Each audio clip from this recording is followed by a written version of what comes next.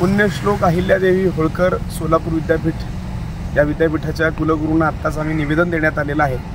सध्या विद्यापीठाशी संलग्न विविध विधी महाविद्यालयाच्या विद्यार्थ्यांचे निकाल प्रलंबित आहेत। त्याच्यामध्ये काही लोकांचे रिकाउंटिंग आहेत, काही लोकांचे रिव्हॅल्युएशन आहे, तसेच काही लोकांचे प्रोव्हिजनल सर्टिफिकेट्स हे प्रलंबित राहिले आहेत। त्याच्यामुळे विद्यार्थ्यांना खूप अडचणी येत आहेत। यासंबंधी आपण विद्यापीठाकडे पाठपुरावा करत असताना अनेक प्रकारच्या संगणकीय आणि तांत्रिक अडचणी आणि त्रुटी सांगून ते विद्यार्थ्यांना उडवाउडवी करतात। त्याचबरोबर विविध महाविद्यालयाचे काढून पत्रव्यवहार झालेले आहे, परंतु महाविद्यालयाने देखील याचं अद्याप उत्तर मिळालेलं नाही।